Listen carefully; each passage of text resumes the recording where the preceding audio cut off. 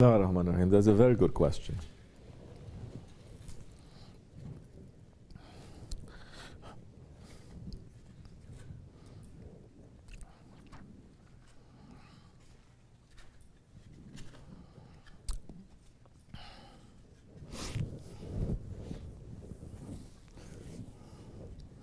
Good. It's pretty simple. Huh? If you have someone to teach you what is good and what is bad, you'll be able to know. You don't try to learn yourself. Even if you think that you know, it may not be what it is. You're following a guide, you're following a Shaykh. Then you must ask. You're following a Shaykh, then you must follow. You're following a Shaykh, then you must obey. For you to be able to know what is ahead of you, how to read that sign. Because the shaitan may change the sign just like that too. Your ego may look at something else also, cause you to be tricked. The signs, they need to be first taught by a friend of Allah. And more than that sign that you're going to see, you're going to check what is in your heart. You're going to check what is in your intentions. You're going to check what are your actions. You're going to check what is in your past. You're going to check what you want from the future. You're going to check whether this is according to the will of Allah or not. You're doing that and you have a shaykh that is going to knock you wall to wall. It is now not going to be very difficult for you to read the signs that is in front of you. You may come to the point where you say, I'm not even going to look so much for these signs. Because the one who is bigger than these signs, it is who? Your guide.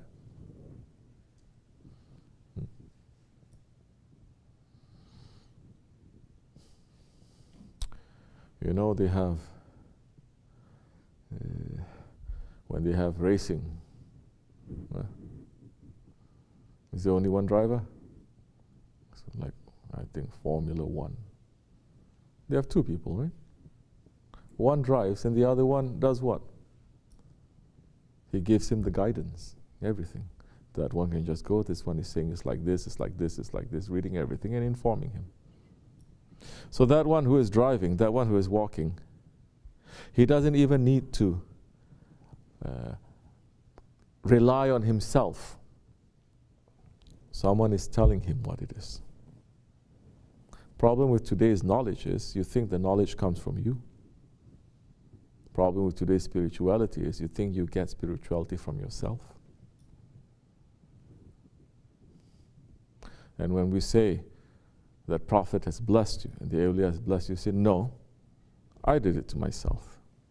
There is the biggest shirk that you can make because Allah has a protocol and everything that He is sending down, it is through those ones that He has appointed.